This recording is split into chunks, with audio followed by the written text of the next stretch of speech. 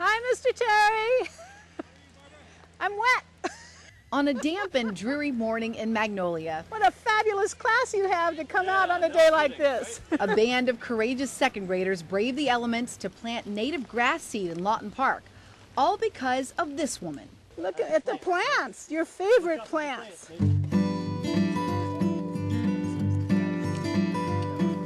For 13 years, Barbara Downward has made it a point to look after the well-being of the 7.5 acres of wilderness tucked in between homes and apartment complexes on the east side of First Hill in Magnolia. See these seeds? She has spent thousands of hours removing non-native plants and replacing them with indigenous shrubs and trees that foster a healthy environment for wildlife in the city. These seeds, these are Scirpus americanus. This is a native grass. It grows all over North America.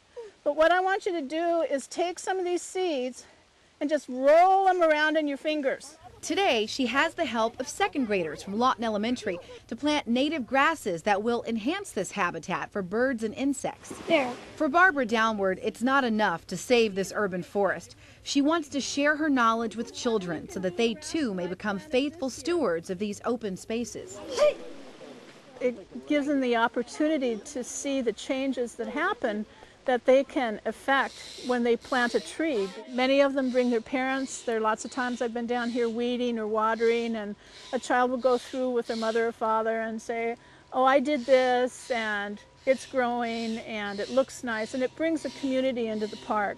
And you see the grass coming out like a fountain?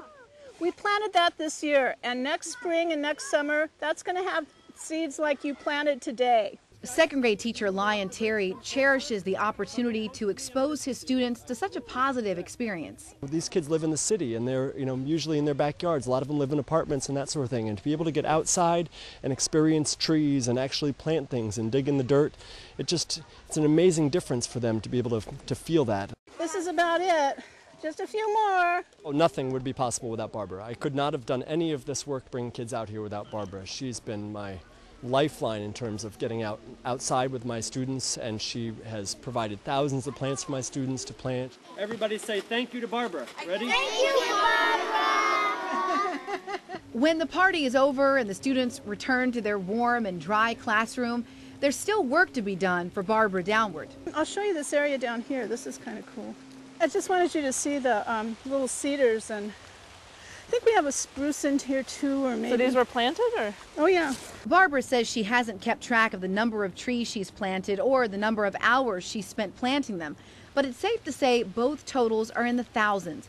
But it's not just the beneficial plants and trees that need to be monitored. There was an overabundance of invasive plants like this English holly when Barbara first came involved with Lawton Park 13 years ago. It spreads like crazy and will become a dominant species. Nothing else will grow around it. She took it upon herself to change the face of this park by obtaining grants, organizing volunteers, and creating a legacy that can be enjoyed by local residents for decades to come. I enjoy nature. Improved public spaces, or public spaces that look safe and cared for, improve property values. People can enjoy them more on a personal level. Yes, it makes things more pleasant.